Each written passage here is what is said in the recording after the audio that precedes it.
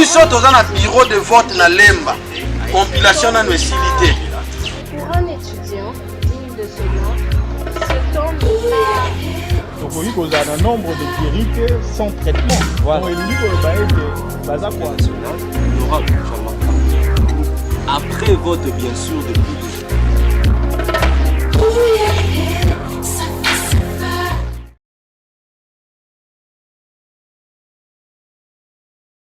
démocratique, alors etika kosala manakati ya mboka ote et apaiser même il faut ajouter alors etika kosala manakati ya mboka ote mais Joseph Kabila saliamo et puis mutu ya bongo okofinga epona nini mutu ya bongo olie bo protéger olie bo kumisa ye olie bo garder ye bino bozande pona kopinga ye bozande pona détruire ba entreprise ya l'état pour a créer ba entreprise privée ou ba famille et comment gérer comment bénéficier bah disait hein les gens bazo kwa disait na marabobile que non il a détruit l'entreprise publique pour la créer ba privé ndeko yo yebi c'est exemple un marché de la liberté ndeko oyebi etani ni Joseph Kabila kutela mboka oyo Joseph Kabila kuta mboka oyo na ba guerre ainsi de par-ci par-là akuta RCD na Goma akuta MLC na Équateur et puis pouvoir en place ezalaki ba institution ya mboka ezalaki affaibli ba institution ya mboka ezalaki déstabilisé. Joseph Kabila a réunifié le pays.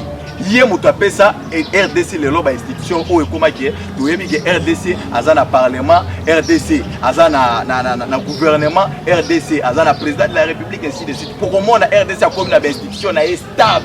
C'est Joseph Kabila, c'est lui qui a réunifié le pays. Hier moto a doté mboka na constitution pour toza nango oyo. Ça c'est pas l'œuvre de Joseph Kabila. Bango bandeko ya IDPS na 2006 baboyaka constitution na o lelo ba otutela ngoto loke ba violer constitution bandeko na biso basala kibwe constitution na ne permettre pe bango bakoma na pouvoir bakomi na ngo lelo constitution bango baboya na 2006 akobosa na ngoto ayebi yango bien ke bango baboyaka constitution o tozana ngo lelo po mona ke bandeko ya IDPS plus de 32 ans basali musala na bango ezalaki kaka ezalaki distraction bazalaki na taille ko former na ko informer ba militants na bango na ba cadre na bango te yango lelo bakomi na pouvoir bozo constater amateurisme au sommet de l'état depuis bakoma na pouvoir eloko ya malonga bandeko ya IDPS ba porter zate soki obokende na assemblée nationale okuta ba député ya IDPS ba proposer la loi te ba député ya IDPS ba proposer la loi te za na député ya IDPS moko te otangela na ya proposer loi bango eloko ba yeba loi eza proposition ya loi eza apalage ya biso makambo ya sakata minako ebimaki ba député belé ba député national belé au sein ya assemblée nationale ba baiki ba loi eza proposé avant ezalaki ebelé oyo bureau mabunda babanaye kokumba po baya kozwa balekisa loi ya minaku nasa kata ndeko tozana ndeko na ngai IDPS yebisa ya tangela ota député moko ya IDPS na au cours ya législature oyo a proposé loi aotangela mutute aotangela lutundula za na IDPS aotangela bandeko ya lamuka bamutu ba proposer soki olobi cash na cash yango nana ngo a proposer loi au cours ya législature lobela au cours ya législature oyo député ya nini yango yebi ya IDPS je m'attaque d'abord na IDPS wana ke na kati ya IDPS nani yango a proposer loi ko ya législature ata moko te ezakaka so oyo a proposer non lo wana elekate babengi ba militant ne ba mesana parce que ba pratique ya IDPS biso nyos to yebi yango nde koma ba c'est la démocratie élire domicile mais démocratie ezate okenda démocratie ezate okenda ko vandaliser ba bien public démocratie ezate oya ko kotsa ba militant na kati ya palais du peuple ko ba vandaliser ça c'est pas la démocratie ça c'est pas la démocratie même si match yango eza banani eza ba militant ba recevoir ka mot d'ordre venant des autorités ya parti na bango yo kanti militant la mukaka na tongo ye moko ya bandi otia loyenge militant bandi omuka bandi opanda non militant zela ka mot d'ordre ou te pa na ba konji après mot d'ordre wana ndako ya abandi opposer ba acte à opposer wana ndeko Jérémy mais il faut souligner que masse ezara toujours na débordement et débordera toujours na mot d'ordre oyo dirigeant appelle ça ndeko héritier vraiment te sentir que ndeko Jérémy à côté si biso pena na kati ya ba faux fuyant depuis na bongo pouvoir en place de nous ça doit diser mais démontrer que au moins Joseph Kabila a foutu nyongo ya 14 milliards. Je crois qu'Ayebi Corée, il y a finance publique, il sait comment on va foutre. bafutaka dette extérieure. Vous êtes dans un pays en faillite, un pays en cessation de paiement, incapable de doter, de répondre ou de payer dette intérieure. Vous savez, la dette intérieure, c'est quoi? C'est la dette où l'État a vis-à-vis des nationaux. Dette intérieure est importante, il faut qu'on résoudre pour permettre que les entrepreneurs, les Congolais, et ça, l'entreprise nous sous kangama ya Congolais parce que tout simplement l'État azali na nyongo na bango ebele afutakate. Est-ce que vous savez que l'État congolais azalaki insolvable dans la régie des eaux? L'État congolais insolvable dans SNEL. Plusieurs fois. Combien de fois on a beaucoup de gens qui risquent que SNEL a régie des eaux a la capacité à repasser sur maïté pour l'État congolais insolvable. La dette extérieure, c'était des mesures d'allègement. L'État congolais a mis ça à 0 francs pour foutre dans le bateau. Non, na condition au Singaki, parce que c'est un principe au Singaki qui respecte pour que diminuer dette extérieure. Voyez-vous, c'est-à-dire l'État congolais a mis ça bongoté misolo, a salim bongoté, doit travailler pas foutre dette extérieure. Mais par contre, il va mesure. Oui. Mesures, il faut respecter les mesures économiques. Ce qui est aussi allégé aux dettes. Il y a la dette de 14 milliards et qui dit de 3 milliards. Donc, je comprends pas ce qu'il est en train de dire. C'est normal pour Ayebi Makambo Azolo Babalamte. Donc, pour Aye, à Kanisi, Kabila Bimusaki Mbongo, à Foutaki, n'a pas bailleur de fonds, n'a pas institution de Bretton Woods pour que la dette soit longue. Non, on a allégé les mesures d'assouplissement de la dette. C'est un pouvoir pacifique. Bon. Tout ça, coopération. Mais pour tout ça, coopération, voilà ce que vous devez respecter. Et en contrepartie, voilà au but de salaire. Ça, c'est clair. Pacification, nous avons imposé Kabila. Nous avons imposé Kabila de gouverner ensemble. Pourquoi je le dis? Nous étions dans un pays morcelé, je vous dis. Où Kabila lui-même était l'un des problèmes. Pourquoi? A vu pouvoir dans le ligne et sérénité. Tout ça dans la monarchie, tout ça dans la dynastie. Par quel mécanisme légal, constitutionnel, c'est ce qui a créé que la feste, pouvoir les alliés à Mabé. C'est-à-dire que Kabila est lui-même les problèmes. Mais le Kabila a solution réunifiée. Mais c'est à cause de lui que le pays a été morcelé parce que les gens contestaient son pouvoir qui du reste a joué un moyen d'égalité. La constitution, le décret constitutionnel, il y a 2003, il fallait qu'il prévoit. À l'absence du président de la République, il fallait qu'il y ait l'intérim, il y a président de l'Assemblée nationale. À l'époque, le président de l'Assemblée nationale, il y a Madame Fideline Oumatoukou. C'est cette dame qui devait succéder à Mouzé Laurent Désiré Kabila. On nous dit qu'il y a Mouzé Laurent Désiré Kabila. Et il s'est fait à ses pouvoirs en violant toutes les normes aux Alaki en lien. Allez, hier, le lot a réussi à Kabila réunifié pour alors que c'est lui les problèmes qui sont les morceaux. Merci beaucoup. Merci beaucoup de Héritier, de Yambi, de Kokapres Kiwaka, et à Nouvelle Élan, Adolphe Mouzi, toi tu côté dans la plateau Sikoyo, de Kokapres, Boye Bolamou. Merci Mingi, Moï Moupandissa. Merci pour les téléspectateurs au Baotara. Oui, question directe. Point de presse à Manter Fanny. Tu vas critiquer le président Eli, entre guillemets, il a critiqué point de presse presque la majorité. Donc, est-ce que critique Wana est parce que comprendre que message ou soit parce que comprendre le message et comprendre que Martin Fayoulou a zolé qui s'attend. Non, mais merci beaucoup pour les téléspectateurs, respect na bango. Oui. Dans le bateau, on va critiquer on a bateau où baza émanation du peuple. On est critiquer parce que le peuple, jusqu'à preuve du contraire, il continue à se retrouver dans Martin Fayoulou. Martin Fayoulou et le peuple, ils ont un lien inébranlable. Lien on est outaki na mapuna. Donc voilà, bateau va critiquer, bateau va contre le peuple.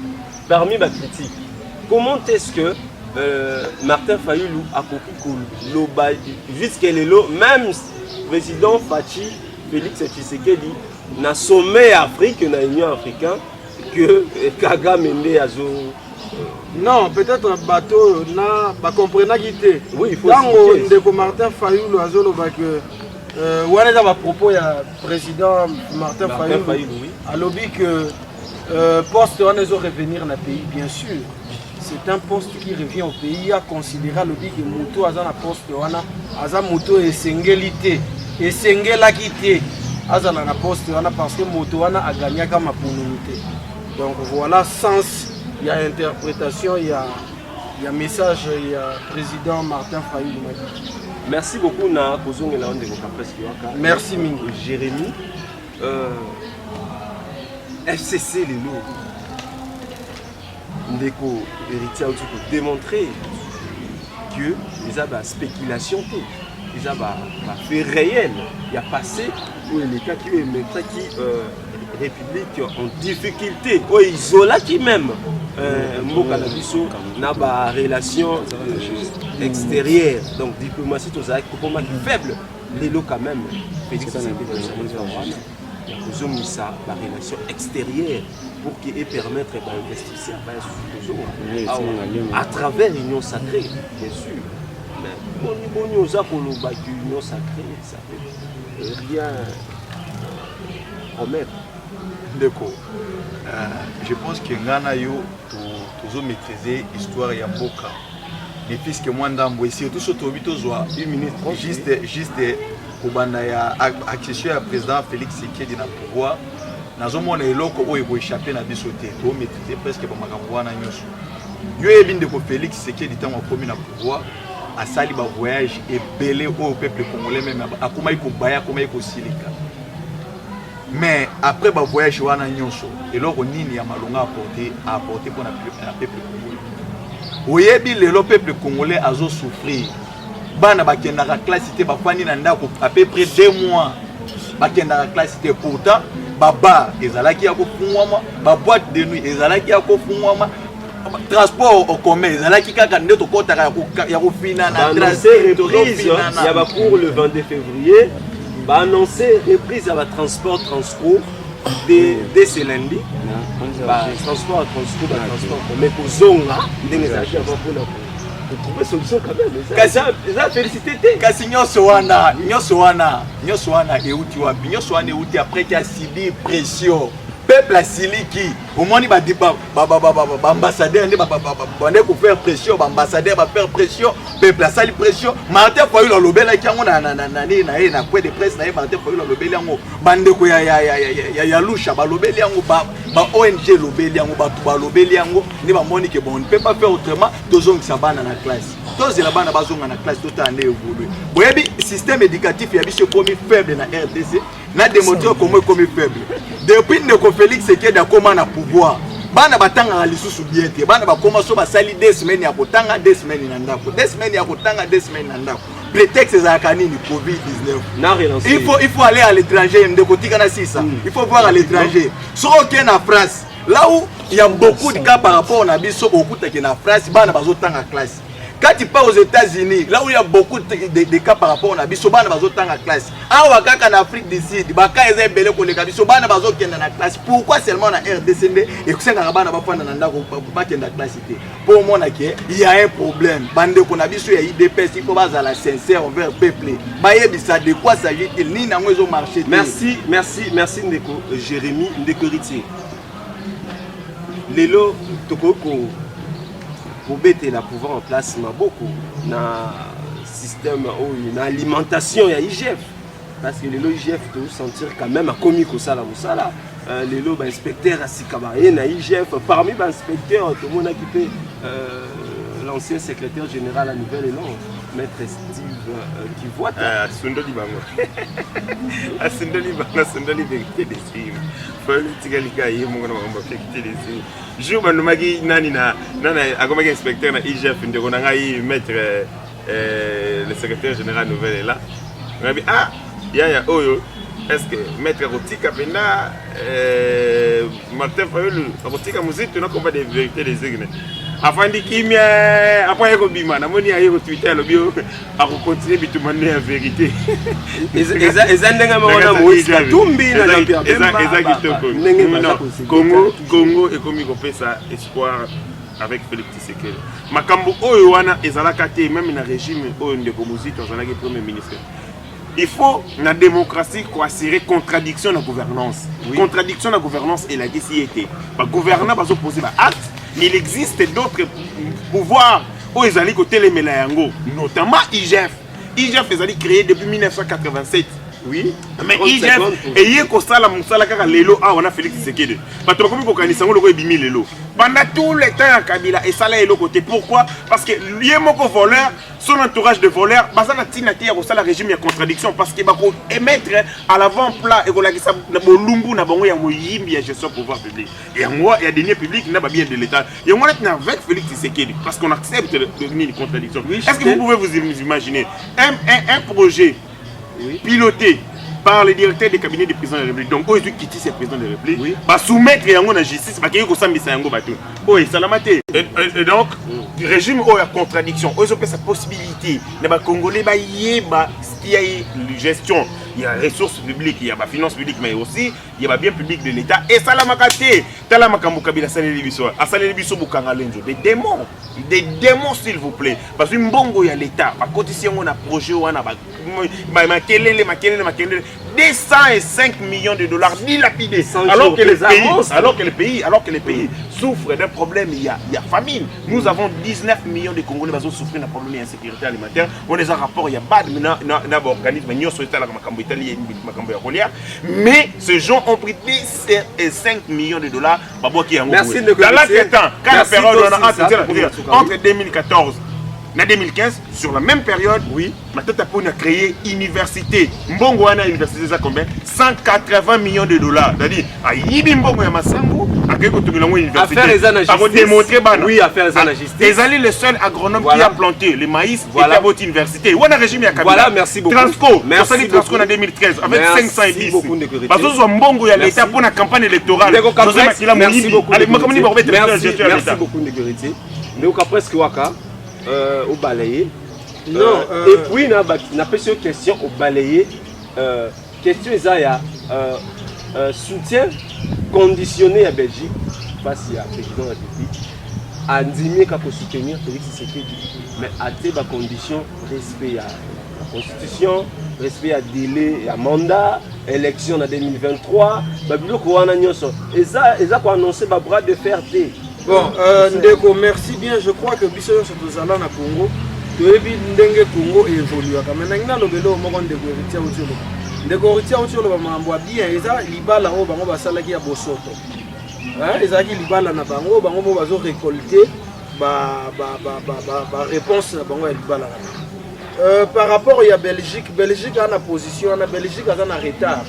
Déjà, Bissot va résistant, tu es bien. Les élections doivent se tenir dans les délais butoirs. On va organiser l'élection pour le coronavirus. On va organiser l'élection pour la date butoir des élections. Le peuple congolais attend uniquement les élections dans les délais butoirs.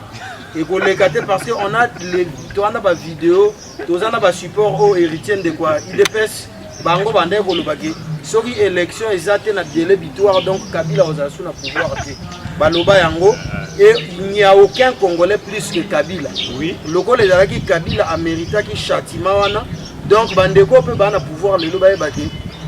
So qui élection na délai butoir te bango peut ba na pouvoir. C'est logique parce qu'à l'époque de Kabila on en a dit tous Makile Tanga.